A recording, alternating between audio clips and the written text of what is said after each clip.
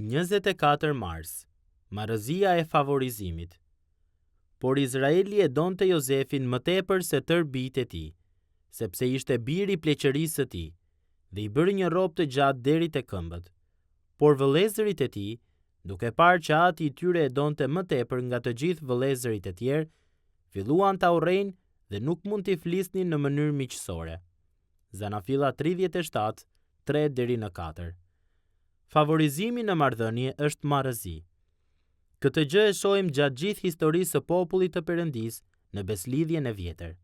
Mirëpo, ndoshta kjo dallohet më qartë në jetën e Jozefit, sepse ai ishte objekt i vëmendjes së veçantë të babait të tij, Jakobit.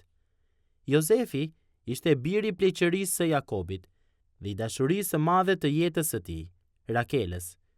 Kështu, Jakobi, të cilit Perëndia ja kishte ndryshuar emrin në Izrael, e donte këtë bir më tepër se të tjerët. Nga kjo rrënjë favorizimi, dolën shumë fryte të këqija në këtë familje.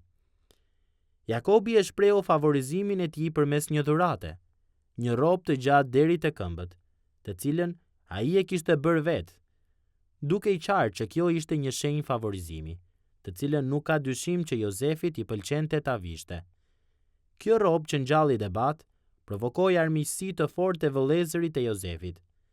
Nga armiqësia e tyre, buroi ligësia dhe qëllimi vrastar. Në fund, ata shkuan aq larg sa e shitën vëllain e tyre në skllavëri dhe sajuan vdekjen e tij. Nëse dhurimi një palltoje mundi të nxiste një reagim të tillë, atëherë padyshim që problemi ishte shumë më i madh se vetë palltoja. Poshtë sipërfaqes, duhet të ketë pasur mëkat të rrënjosur thellë. Pikërisht kjo është ajo që gjejmë te vëllezërit e Jozefit.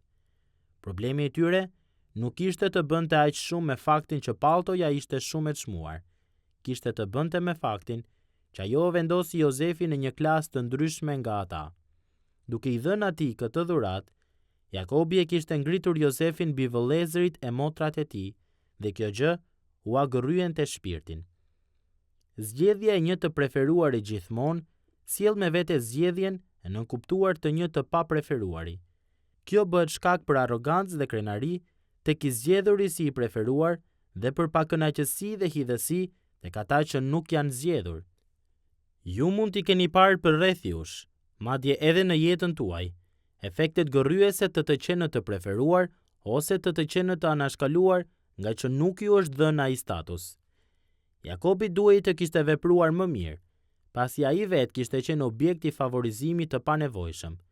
Nëna e tij kishte preferuar atë dhe jo vëllain e tij, Esaun, dhe kjo kishte çuar në kaos. Marrëdhënia e tij me Esaun, ashtu si marrëdhënia e Jozefit me vëllezërit e tij, u dëmtua për vite me radhë. Megjithatë, le të mos jemi shumë të shpejtë për t'u distancuar nga mendësia dhe veprimet e Jakobit ose të bijve të tij. A thua se s'mund të jemi kur fajtor për diçka të ngjashme. Të gjithë duhet të kemi kujdes nga marrëzia e favorizimit në marrëdhënie dhe nga tërbimi që shpesh e shoqëron atë. Njanshmëria është një gabim i zakonshëm dhe i kuptueshëm. Mirëpo, ajo hedh hije të thella, të errta, shkatërimtare. Në vend që thjesht të tundim kokën me mosmiratim ndaj marrëzisë së Jakobit, le të mësojmë prej saj. Çdo marrëdhënie është një dhuratë unike nga Perëndia. Në atë mas që shfaqim favorizim ndaj atyre që na rrethojnë, pavarësisht nga arsyeja, mund të jemi të sigurt se kjo do t'i prish dhe do t'i shkatërrojë marrëdhëniet.